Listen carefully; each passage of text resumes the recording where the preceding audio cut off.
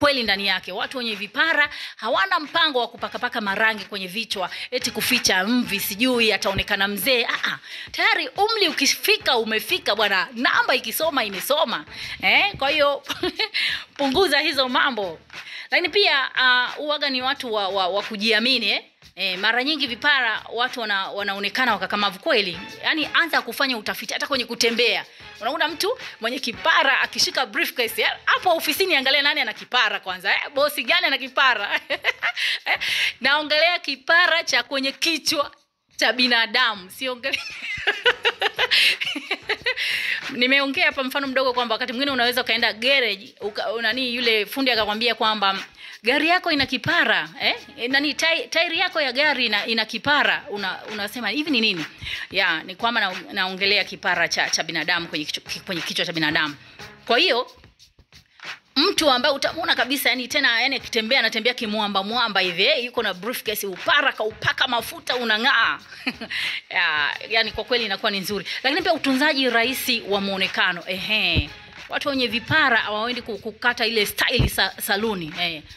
Wanaume yani mtu yeye kipara chake kile anapaka mafuta anaondoka. Kwenda mambo ya foleni, mambo ya kupoteza fedha kwa ajili ya kukata style ili aonekane mtu fulani, hiyo inakuwa haipo kwao. Kwanza wanaona kama wanapoteza muda. Lakini pia inatuaminisha hata kama ana umri mdogo, mtu mwenye kipara ana busara, ana hekima, ana maarifa, ni mkomavu kwenye fikra. Na ndio maana mpaka leo hii akionekana mtu mwenye kipara mahala, hata kama alikuwa amenyamaza kimya, ataambiwa tunaomba uchangie hoja bwana, hatujakusikia umeongea, hatujasikia sauti yako. Wewe kijana, huo upara huo tunaamini kabisa una jambo, upara huo una kitu hapa, utatupatia. Kwa hiyo unakuta kwamba anapata hata nafasi. Upara ule wa kichwani unamuaminisha kwamba ana hekima, kuna maneno ataongea mazuri ya hoja ya msingi pale mahala ambako yuko kwa wakati huo. Lakini wako huru na mtazamo wa kawaida wa urembo. Hili nimeongelea kwamba wao hawana muda busy na mambo ya saluni na kubadilisha rangi kwenye nywele zao, kwa sababu tayari wanakubaliana na hali. Wanakubaliana na hali namna walivyo. Lakini pia wana uwezo mkubwa wa kukubaliana na mabadiliko.